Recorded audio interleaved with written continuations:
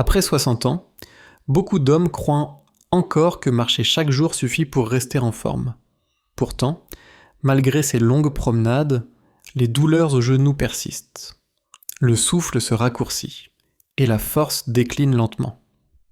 Des études récentes menées par des chirurgiens orthopédiques montrent une réalité différente la marche.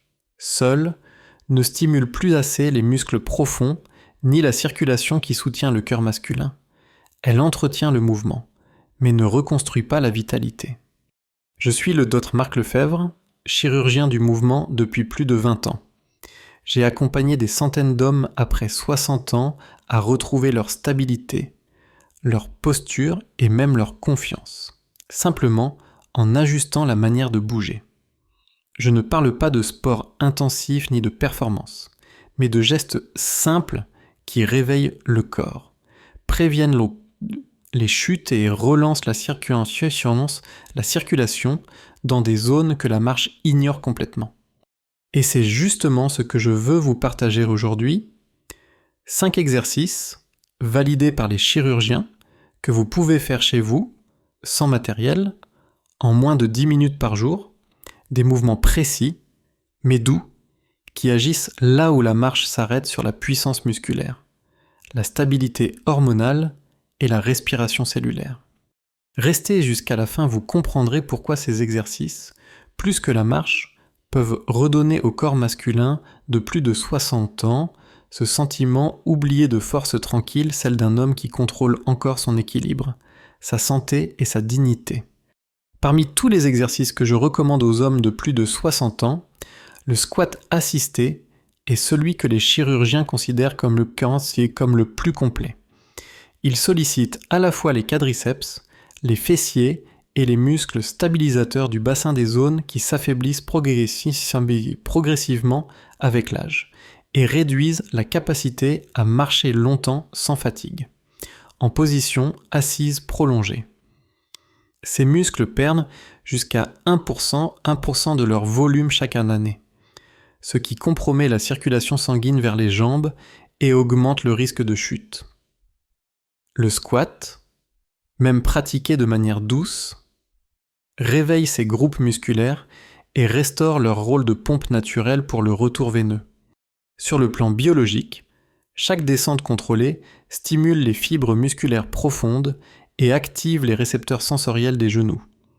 Cette double action favorise la libération de petites quantités d'hormones anaboliques, notamment la testostérone et la DHEA, qui soutiennent la densité musculaire et osseuse. De plus, le mouvement répété améliore la sensibilité à l'insuline, contribuant ainsi à la gestion du poids et à la prévention du diabète de type 2 très fréquent après 60 ans. Contrairement à la marche, qui reste horizontale.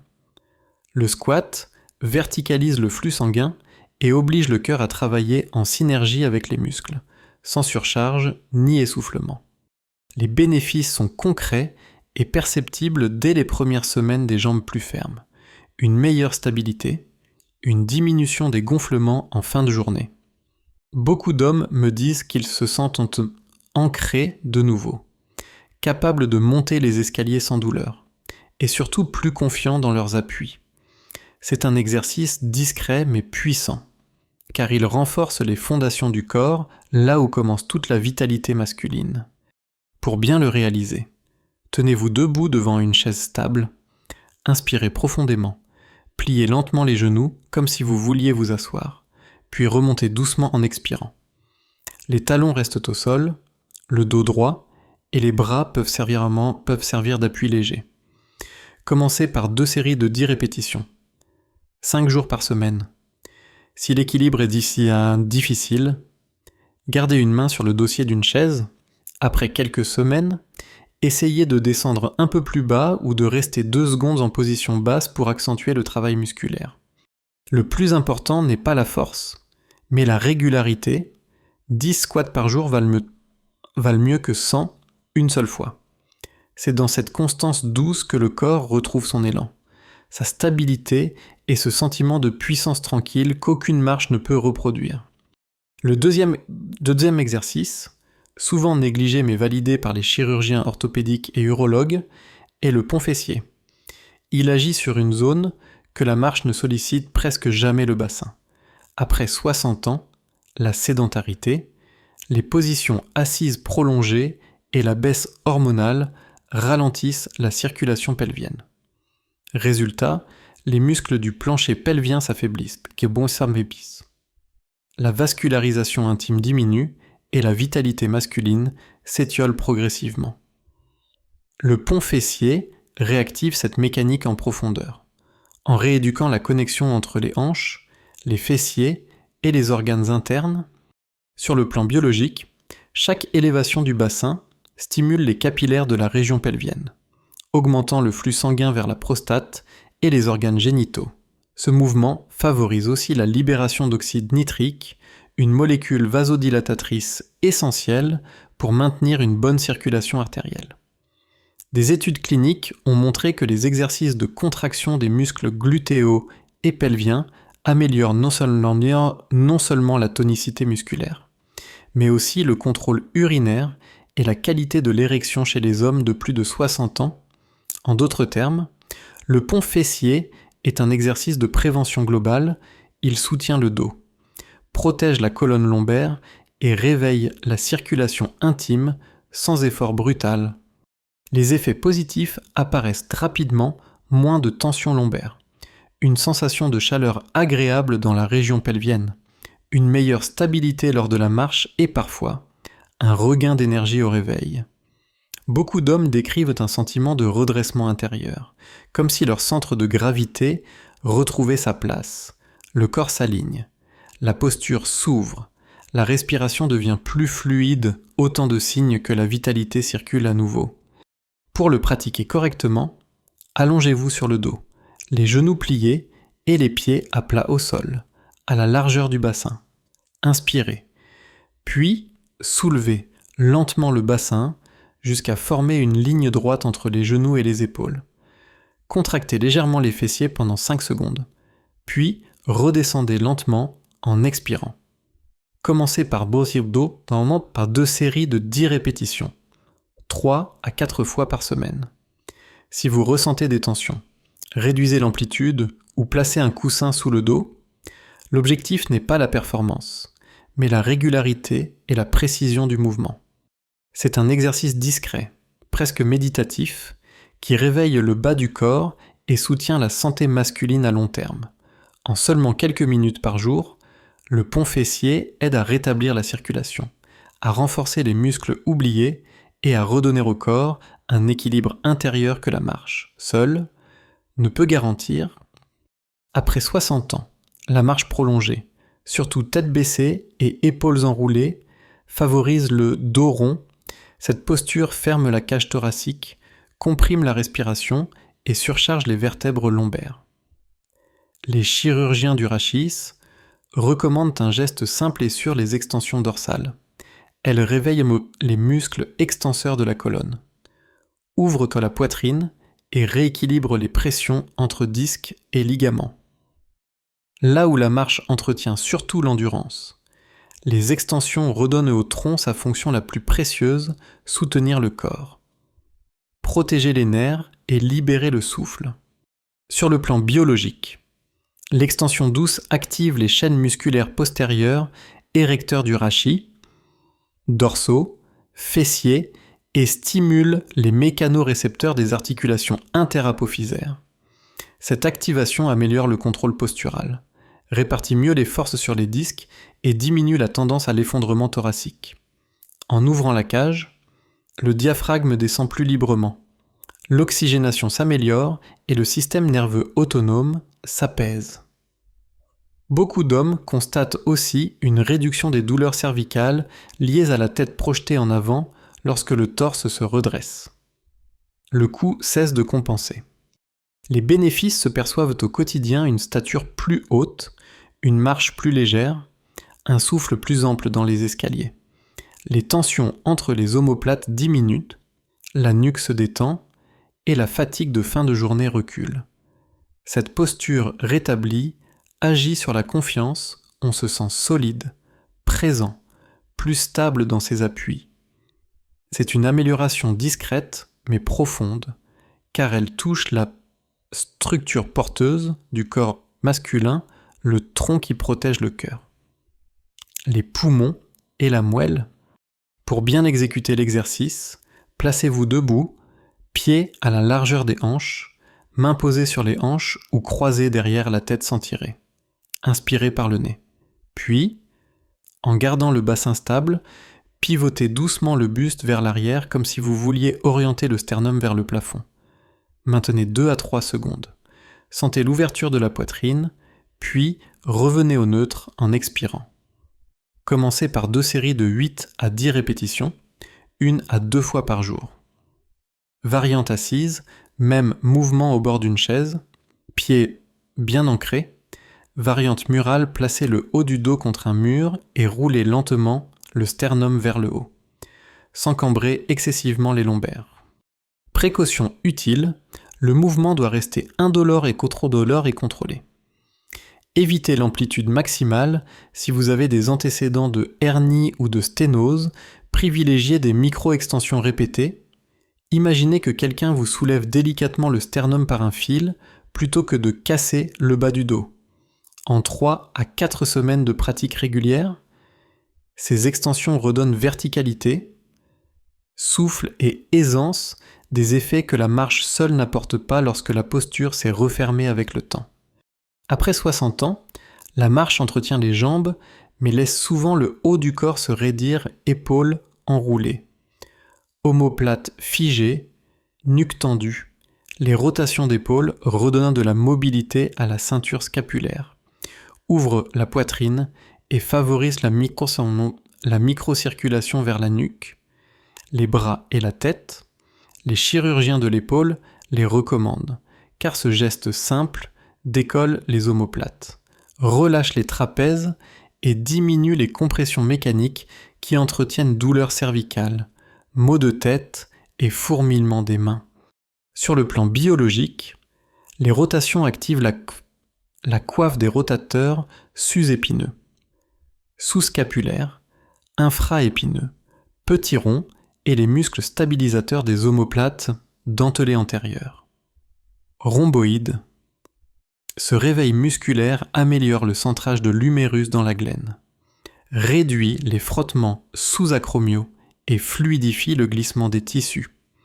En ouvrant la cage, le diaphragme respire mieux. Le retour veineux et lymphatique s'accélère dans le cou et les clavicules zone du défilé thoracique, ce qui aide à décongestionner le haut du corps. Contrairement à la marche, qui reste un mouvement essentiellement inférieur, ces rotations rééquilibrent la chaîne posturale du tronc jusqu'à la base du crâne. Les bénéfices se ressentent vite, nuque plus légère. Épaules qui descendent, amplitude accrue pour s'habiller ou atteindre une étagère. Disparition progressive des craquements douloureux. Beaucoup d'hommes notent une respiration plus ample et une diminution de la fatigue en fin de journée, car les trapèzes cessent de compenser en permanence. Une épaule qui roule librement. C'est un cou moins contracté et une tête mieux portée, la posture gagne. La confiance revient. Mode d'emploi, debout ou assis. Dos longue. Roulez doucement les épaules vers l'arrière en dessinant de grands cercles lents montés vers l'avant. Ouvrez vers le haut, descendez derrière, puis relâchez. Respirez, inspirez à l'ouverture, expirez à la descente. Faites 3 séries de 30-40 secondes vers l'arrière prioritaire, puis 1 série vers l'avant pour équilibrer. Enchaînez avec une rétraction scapulaire, tirez les omoplates dans les poches arrière, 5 secondes. Relâchez, 8-10 répétitions. Option douce, un élastique léger tenu entre les mains, coudes au corps, petite rotation externe, 10-12 reps pour renforcer la coiffe sans forcer. Fréquence quotidienne, idéalement matin et fin d'après-midi, surtout après des périodes assises. Précaution, le mouvement doit rester indolore. Si une pointe sous l'acromion apparaît, réduisez l'amplitude et ralentissez. Évitez de hausser les épaules vers les oreilles, réflexe de tension. Imaginez, au contraire, qu'elle glisse vers le sol en cas d'antécédent de rupture de coiffe ou de capsulite. Privilégiez les cercles petits mais réguliers et la respiration profonde. Si des fourmillements persistants ou une douleur vive irradient dans le bras, arrêtez et consultez. Pratiquez 5 minutes par jour pendant 3-4 semaines. Ces rotations redonnent au haut du corps sa fluidité, un gain de confort et de circulation que la marche, seule, n'apporte pas. À partir de 60 ans, beaucoup d'hommes marchent régulièrement mais restent essoufflés dans les escaliers ou tendus en fin de journée. La respiration profonde debout corrige ce décalage, elle redresse la posture, libère le diaphragme et rééquilibre le système nerveux autonome. Contrairement à la marche, qui mobilise surtout les jambes, ce travail ciblé agit au centre du corps, il augmente le volume courant respiratoire, améliore l'oxygénation et stimule le nerf vague, clé de l'apaisement cardiaque et de la digestion. En pratique clinique, nous voyons qu'un souffle plus bas et plus lent diminue la tension musculaire du cou et des épaules, soutient la circulation veineuse et rend l'effort plus économique. Sur le plan biologique, inspiré par le nez filtre, humidifie et réchauffe l'air, tout en favorisant la production d'un peu d'oxyde nitrique dans les sinus, molécule qui aide à la vasodilatation pulmonaire. L'expiration longue active les récepteurs d'étirement pulmonaire, ce qui stimule le baroréflexe, réflexe de régulation de la pression artérielle, et penche le système nerveux vers le mode parasympathique, le rythme cardiaque se régularise, la variabilité s'améliore, la sensation d'oppression diminue. Debout, le diaphragme descend mieux, le plancher pelvien accompagne, et la colonne se décompresse. On respire avec le tronc, pas seulement avec le haut de la poitrine.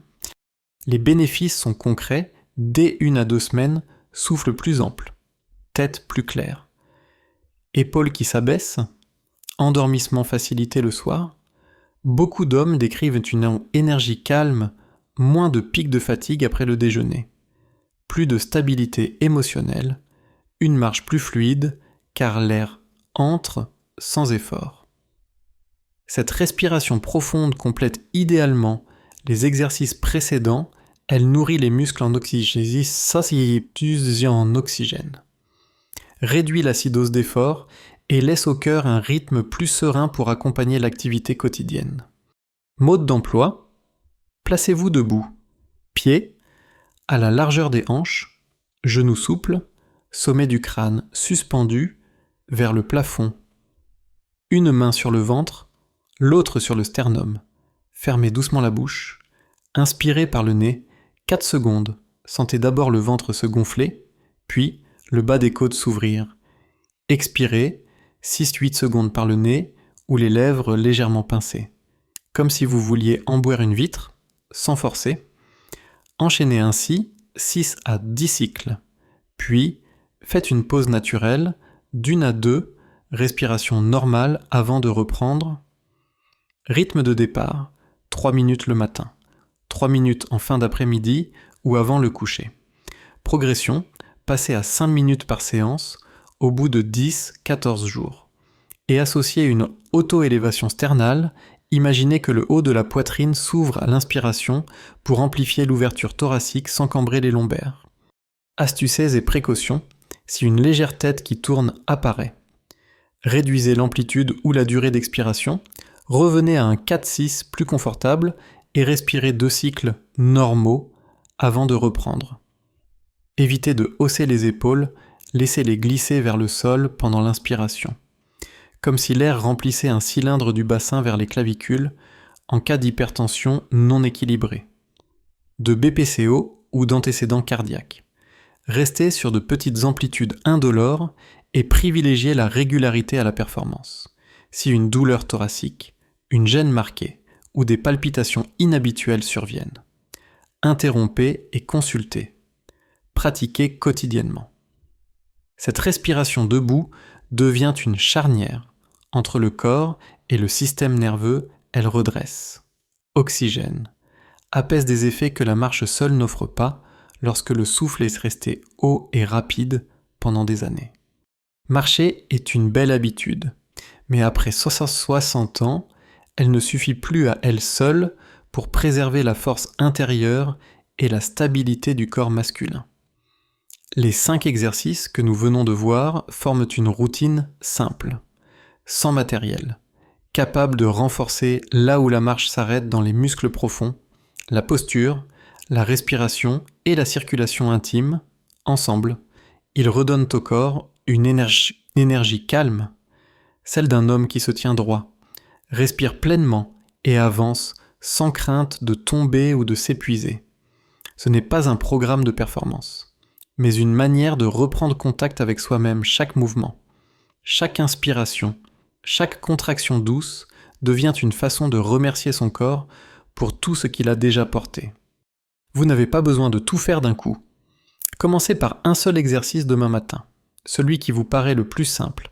L'important n'est pas la durée, mais la constance. En 5 à 10 minutes par jour, votre dos s'allongera, votre souffle s'élargira et vos jambes redeviendront des piliers stables. C'est dans cette régularité tranquille que la vitalité renaît. Lentement, mais sûrement. Vous verrez que plus qu'un entraînement, c'est un rituel de présence, le moment où l'on écoute son corps, sans le juger, mais en l'accompagnant vers plus de vie. Si ce message résonne en vous, partagez-le à un ami, un frère, un voisin qui pense encore que marcher suffit. Ces gestes simples pourraient lui éviter une chute, un essoufflement ou une perte de confiance. Et si vous souhaitez continuer à recevoir des conseils clairs, humains et validés par les médecins, abonnez-vous à la chaîne Clé de longévité. Ensemble, pas à pas, exercice après exercice, nous redonnerons au corps masculin de plus de 60 ans ce qu'il mérite: la force tranquille, la dignité du mouvement et la liberté de se sentir vivant.